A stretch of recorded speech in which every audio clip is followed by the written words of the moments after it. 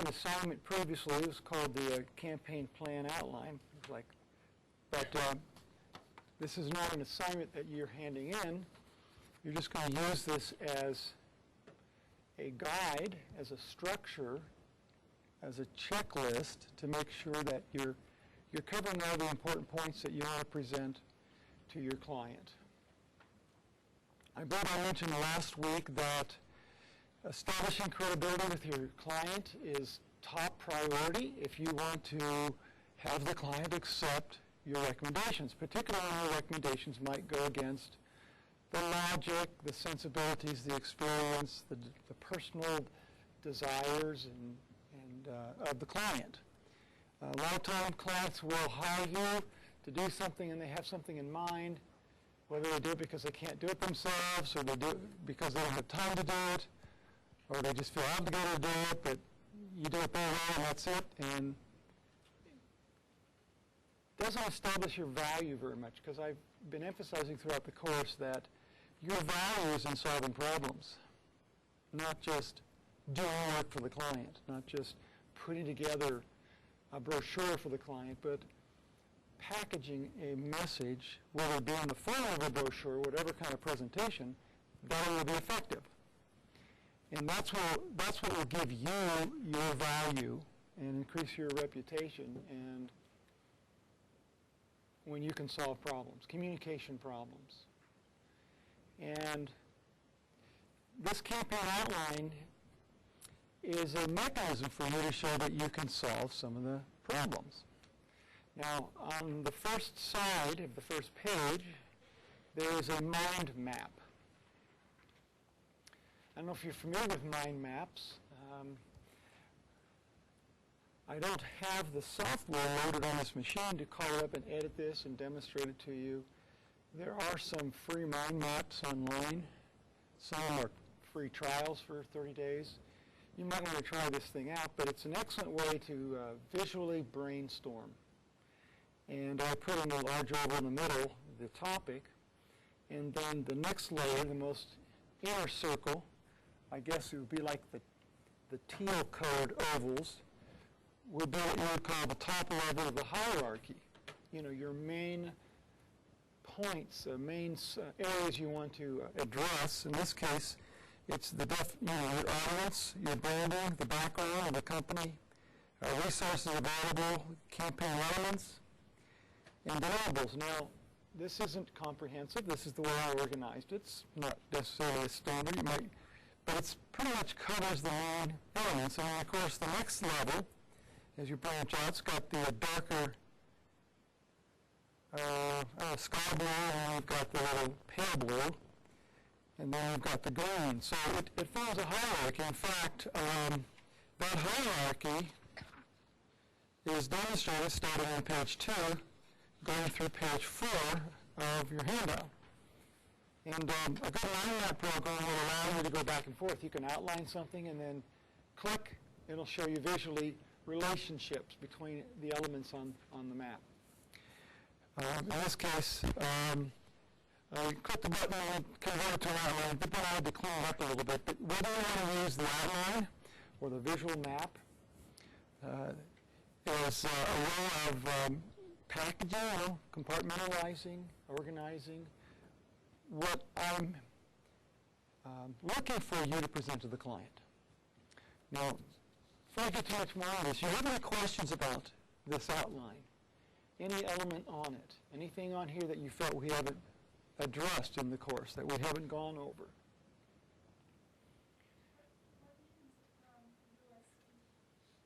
Okay, USP. I did mention USP. It stands for unique selling point or unique selling position. And what does your client have to say about its product, service that is different, unique, that can position them from the competition? That should somehow bubble to the surface at this point and should find its way into like a tagline or some boilerplate copy, your mission statement, headlines, selling points. And a lot of times the client doesn't know what it is. or they can't word it properly. And that's your job. And so this outline, when I compare it to, say, your situation analysis, a lot of material from your situation analysis finds its way into this outline. If you do a lot of situation analysis, you're over halfway there, bringing everything together. What you didn't have in your situation analysis was maybe the branding and the elements and the messaging that hasn't been fully developed. But that should have surfaced and come forward when you did your creative briefs. And so actually, if you did really good creative briefs and really good situation analysis, the only thing you need to add to it that's on this outline is like the social media and budgeting, how they're going to pay for this. And so as you bring these all together, there's a lot of content here that you can present to the client, more than you have time to do. And since your presentation to the client, I'm hoping you'll limit it down to about 20 minutes. That's about 5 minutes per team member. I realize that almost everybody says, I hate talking in front of public, and then they get up here because they have to, and then once they get rolling, it's the power of inertia. It's the principle of inertia, right? Once you get moving, and you're comfortable with it, and you realize you got something to say, you can't stop. And it's funny, a lot of people say, I hate talking, and then they go on and on and on and on once they get going. Either way, you got to get started, or you got to cut it to an end. It involves you being disciplined. And that discipline is your outline. That's your blueprint.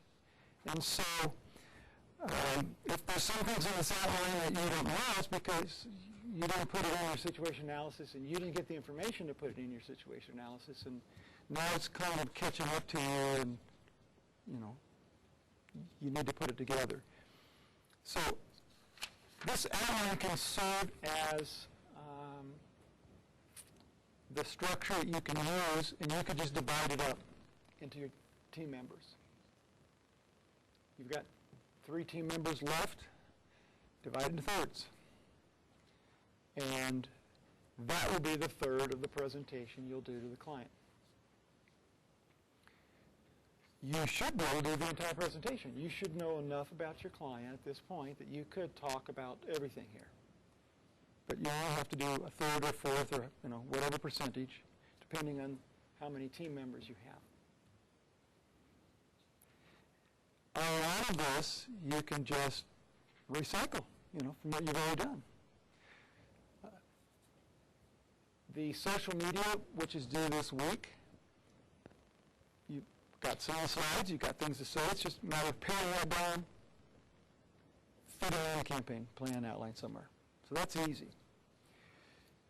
The rest of the material you should already have, you just need to convert it to slides. I think we've already talked about enough, but I'll be glad to address it even more, putting together those slides. The bottom line of the slides are, they serve you, you don't serve them. This is a live presentation, not a slide presentation. You are the presentation. You're face-to-face with the client. You're talking to the client. Okay? One-on-one with the client. Unless there's 2 or 3 other stakeholders that come to listen. But it's live. The slides are just a support. And they have to be very scannable, because if they require too much attention, they're going to miss what you're saying.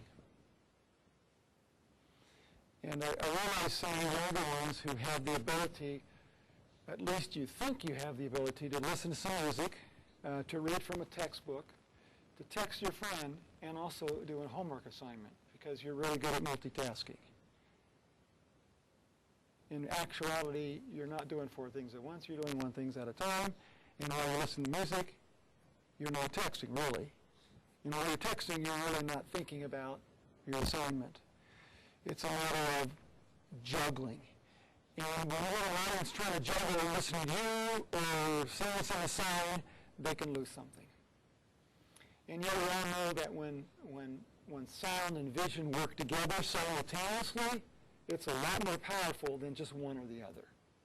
And so it's a matter of using your slides to tell what you're saying and keep you moving forward and not being a distraction. Because your audience is older than most of you guys who think you can just put 100 words up there and they're going to read that and still listen to you and get everything. No. So the slides are more distraction than not, and I want you to make sure that they're not a distraction, but they add to. And that's pretty much what I'm looking for. There are some deliverables you're going to be giving the client. Okay? So let's go down the list here. What is one of the deliverables you're doing? What are you going to be physically handing to the client after all the handshakes and smiles and they're going on their merry way? What have you actually given to the client? What's that? Okay, they'll be design pieces, actual mock-ups of the recommended design pieces. Now, sometimes the entire presentation is only design pieces. If you look at the campaign plan outline, that's part of it. But it's not, the live client presentation is not just talking about design pieces. But how does the messaging fit in of those design pieces? How does the branding fit in? How much is it going to cost? How do you distribute this? Okay, it's not just talking about the design piece. But you're going to begin on that because you should probably have some slides showing a markup. I'm not sure you want to give the design piece to the client while you're talking about it. Why? Anybody know why? They don't listen to you, they doesn't look at the thing. If you're going to give it to them, use mouse wait until they look up. Because they won't get it. That's the reality of it, okay? You have to think when you're doing a live presentation that the audience cannot multitask. A really good comedian knows how to deliver the punchline just right and knows that people, when they deliver it, everybody has been laying along, the timing is perfect, and they're all going to get it. Because you missed it. Like, oh, what did I say? You know? And it's like that kind of challenge you have is making sure you have the audience's attention. If you have to show them something about your design piece to make the point you're doing, put it on a slide and say, you can have this again. Use it as a, as a visual aid. You got their attention, right? And so we're going to leave this with you at the very end. We're going to talk about it now, and you can refer them to the slide or how it works. But if you give it to them, you've lost control of the presentation. You've given it over to them. Okay? But you're right, the mock-ups, and we'll be putting them together. Who's putting the mock-ups together?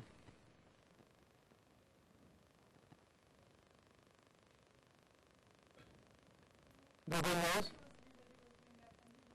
What's that?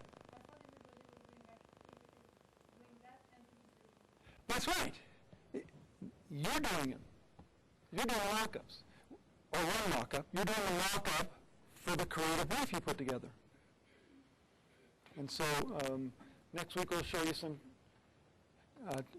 little tricks and tips of how to do that one. If this were a mock-up, you need to get the right kind of cardstock and the right kind of finish so it mimics what it's going to look like. And then you have to print on a larger piece of paper than get the final pieces, and then you're going to have to trim it down so it bleeds out. But this is a regular printed piece, but you could create this yourself, and it would look like a regular printed piece. When I say a printed piece, I don't mean something coming out of the printer. I mean something coming off the press from the print shop. Brochures are more difficult, But anyway, yes, you're going to do that. So everyone just does one creative brief, present to the client. Now, you decide if everyone on the team wants to present their own little creative brief and talk about it, or if you want to just turn it over to one team member and you can talk about all the creative brief, all the design pieces together. I recommend that. It's a lot more unified. If just one person talks about them and pulls them together, instead of everybody talks about their own. Okay? So you're going to actually give them, and they're going to take home the sample, what it looks like. What else are you going to give them?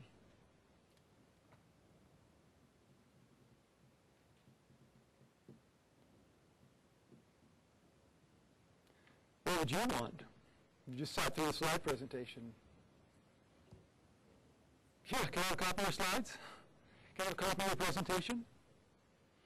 Now, if you do this, let me see here. I'm gonna call up IVGA here so you can connect over it. Connect over to it right here to my monitor.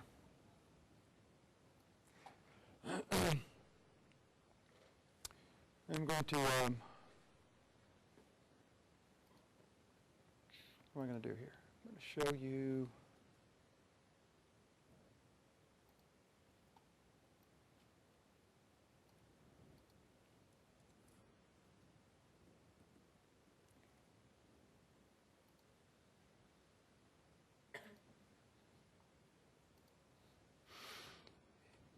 In PowerPoint. Okay. Right down here are your notes. Now, I don't know if the technology is going to work, but when you present, you'll have a clicker, and you'll have a monitor over here. I'll go through this a little bit later. So you can see on the monitor over here, and you can click to advance the slides. So you don't have to turn around and look at the screen to see, hey, am I on the right slide? You'll know. So I'm a professional. When you have total control forward, backwards, and you know where you are, what you're talking about. You could put your notes right here.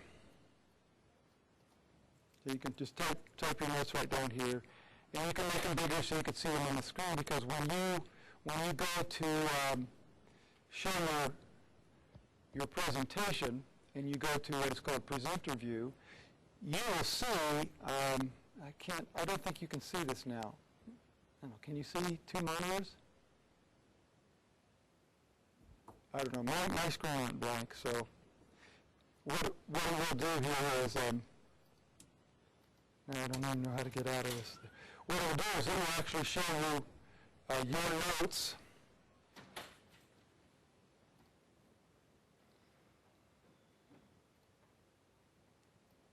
Here at the bottom, it'll show you the slide you're currently on, and it'll also show the next slide that's coming up. But the only thing you'll see on the screen is the current slide. So you have a lot of control here with your, and you can have little note cards.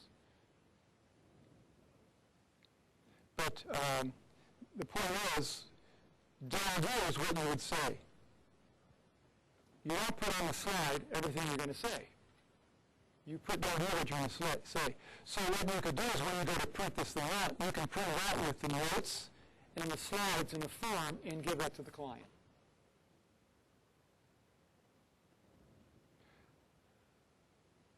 Another thing the client's going to get is, and I'll follow up on this one, is a URL to the actual recording of the presentation. I'll be recording it. So the client can relive or refer back to your presentation. What is that? What power does that give you? If the client knows that, what power does that give you as a presenter? If you tell the client ahead of time, okay, this is what you're going to get at the end of the presentation, what power does that give you? What does that alleviate from the client? The need to want to take notes, right? And therefore, pay attention to you. I know, you guys, okay, no offense, but most of you guys and most students don't take notes anymore. Baffles me. Just baffles me. How students today don't take notes. I don't know, I think you can remember everything being said, Matt. I do know that when you do take notes, you miss stuff. You can't have it both ways. You know, oh, that's what I'm putting, and when I'm done, you turn and listen to the next thing he said. Or if you're trying to listen to him like that, they're like, oh, was that what I'm doing here? Because you got a short-term memory about 3-4 seconds. That's it. That's just the physical reality. I mean, you can build that up, but that's how much time you have to go from one task to the next. You know, 3.5 minutes. That's why, like, oh, I got to go upstairs and get something, and then you're thinking, oh, I'm going upstairs, and I got to come back and do this thing, and you're halfway up the stairs, and you're like, was I supposed to be upstairs? You forgot already because you didn't place it into more permanent memory because you just thought of it once, and it only holds it there for so long. And so that's just a reality of our physiology. So taking notes is a tough thing. But the client shouldn't have to be asked to take notes. You might want to take notes. I really don't want to forget this. It's like when someone gives you a business card, write on the back why you want to receive his business card. When you give a business card to somebody, write on the back what it is you want them to do with your card. Send me a copy of your slides. Product number such and such. Someone will later pick it up like, why did he give me this? He can see that note. So the note's going to be powerful, but they're distracting. And so if you promise the power over presenting to the client falls in your lap, when you remove that from the audience of not being able to pay attention for whatever reason. They may not pay attention to you because you're boring. Your graphics suck. Your slides are too long. You go on, and you could have just said it in 3 words. There's lots of reasons they're bored or miss stuff. They don't pay attention. Note-taking shouldn't be one of them. And so you want to get their attention, and you have something to say, and then you've communicated. Okay? That's what I'm looking for out of here. And so if you want to tell them you're going to get a copy of the slide presentation and the actual video, a link to the video of it at the end, you've alleviated that concern for them. And what they can do is now pay more attention to you. Because you can tell them that's a deliverable you're giving them up front. What other deliverable are you going to give them?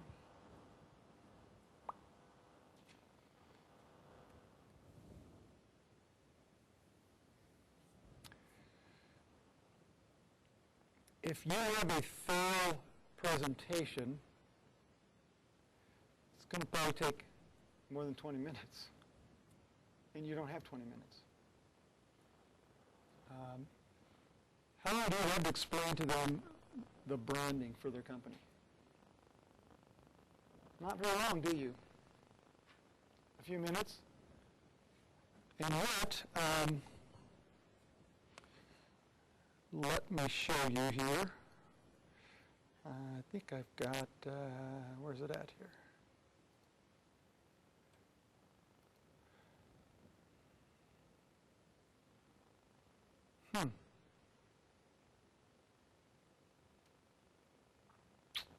I didn't put up here. Okay, I'll show you one here on the fly. A branding guide, also referred to as a style guide or a compliance guide. What it is a document that shows all the standards you need to keep in all communication pieces for a company. The colors that they use, the kinds of pictures, the lines, how the logos are used. So I'm logging onto the schools. I'm going into their public relations area under marketing services. Sometimes these are fairly buried on the websites, but here's the CSS Style Guide manual. And you can see here that, holy moly, there's 24 pages of information. Okay, there's the logo.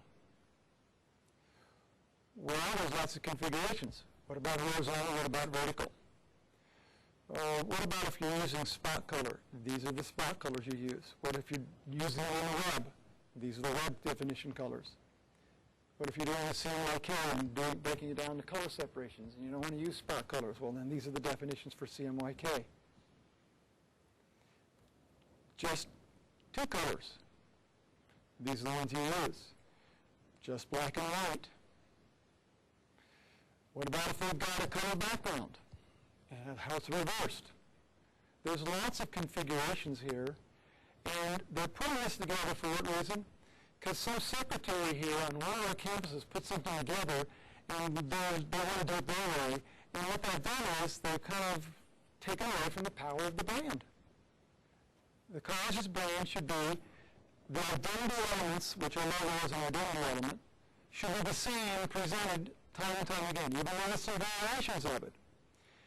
Same thing with the typeface. These are the typefaces that we use. This is the name of it. This is the other typeface that we use. These are the variations of it. These are the requirements of how much space to leave around a logo. Wow, that's getting, this is the smallest that it can be. I may have mentioned this before, but when you're designing a logo, you have to think in terms of the large type in relationship to the total height of the logo. In this case, you can see this total height, and the type is about a third. That's pretty small, 1/3 the total height, but even when the logo is really small, you can still read that. If you get your logo type smaller, too much smaller, then at great distances, you can't read anything that's on there. And for those of you who are working with a company like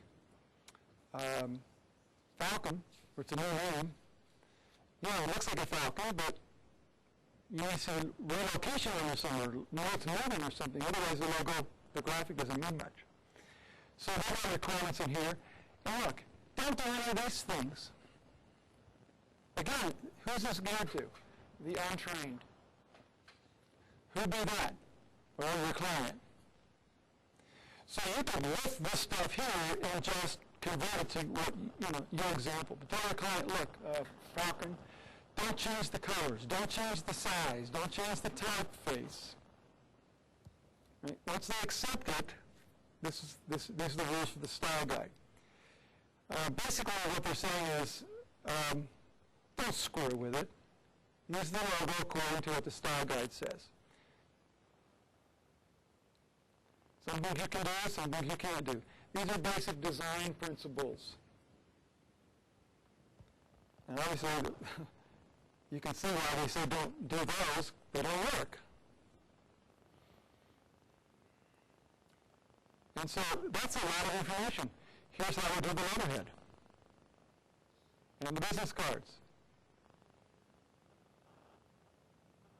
Incorporating it into the design pieces. Advertising release form. If your client deals with pictures of people, what do they learn about issues? You might want to give them a model release and make mention, look, any pictures of any customers in your media, if you put it on social media and you take a picture of a customer who's happy, you've got to get a model release. You learn that, right? Really quickly, pass it on in your presentation, and that'll be right behind. They need to have all the goodies you give them when they go away with everything they need to put into effect your recommendations. And again, I guess the word for the day is thorough. Thorough, I think, is the definition, part of the definition of professional. So 25 pages explain it. I'm not asking you to do that, but you could put together a single page, minimal, saying, these are the colors to use, here's what the logo looks like, and a few rules, and give it to the client. So that you appear professional, the client has some standards to follow that it will actually work for them. And of course, it's demonstrating to me that you've learned a few of these things we've talked about as far as the importance of branding and identity and positioning. So that might be, in fact, that is listed here if you go into, look in the assignments here, the final project, the only thing yet to be done in the class, this final project, the client presentation, it tells you that what you need to produce is that kind of a style guide, or a style sheet even.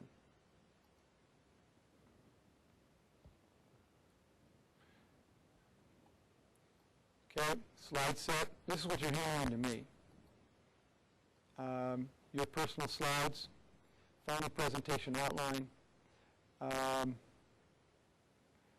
Guess I haven't updated that here.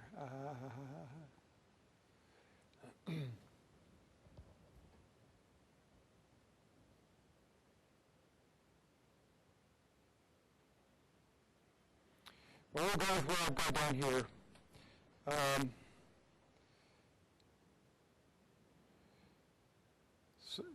Summary statement. Here's your takeaways. Markup, branding guide, campaign plan outline, slide set with script. Okay. So apparently down here under submit, I guess what this is what you submit to me. This is what you should submit here to your client. Okay. Here are some additional ones. I know I had them somewhere. These are additional ones. This is Williams Financial Group. This is a more financial planner, and they discuss their brand strategy. When creating materials, keep these terms in mind. That kind of describes the company. These are the kind of pictures they use. Don't use pose models, bored or solemn people. It's a financial management company. They don't want coins and money shown. What? Because it's not about the money. It's about what the money can do for you. Security, things you can do with the money. See, they want to. So they're establishing that very clearly. Logos, different ways to use it. Again, don't screw the logos in these ways. Don't change them. They've defined the colors, the swatch selections, and when referring to the company. Now again, if in your research you should have gotten all this from the company. And it's an exercise of getting it back to the company saying, we're here, we understand it. If the company hasn't done this because it's so narrow, they just haven't put, they're defining it for them. That's what your agency would do. If you work for an ad agency or a design agency, they either get the information that's already going on and suggest that you keep it or change it or come up with something new, but you should put down there how they should refer to themselves. Type. So you can see here that there's a bit of information here they've presented. And of course, if you you go to this one, the Boy Scouts of America, they have 34 pages. Look at all the stuff they have here. Because they've got a lot of symbols, a lot of things they use. And a lot of untrained people creating materials using this stuff. And they have to make sure to let them know you cannot change it in this way. Because the whole idea of branding and positioning and identity is the consistency that you, the professional, has designed and you are asking your client to maintain. Now that's one of your sales points. If they're like, how do I do all this? Well, hire me. I'll manage your brand or your whatever. But as you can see here, this is a lot more work than I'm asking for you to do. I just want you to somehow, in some way, normal way, define the brand and the identity elements and put it in there and give that to the client so that they've got something they can follow. But yeah, they really thought through a lot of this stuff. So yeah, we'll do more of this a little bit later on that, but that's what you're working toward. And so today in your lab, what you should be doing is working with your team members and deciding on who's doing what part of this outline that I gave you. And as a team, fill in the details. And I'm open for consultation. If you're like weak in certain areas and you don't know what it is, then I can come over and we can talk it through. Now, two of the teams have the same client. That kind of warrants a public discussion. and you might be able to help each other. Those that are working for Falcon, do you have anything on this outline here that you feel wasn't discussed or wasn't addressed, and might be a good time to bring it up now to get some input on it?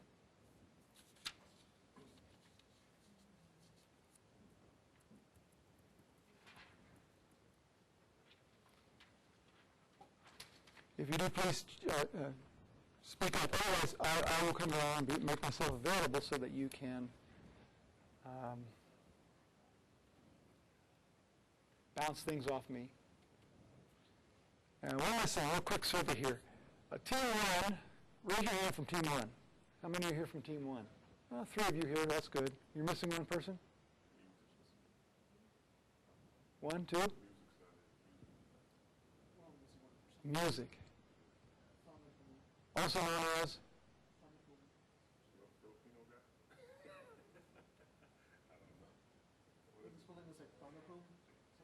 I don't know by that name. Alex? Telephone? Oh, that is music? Oh, I must have forgot.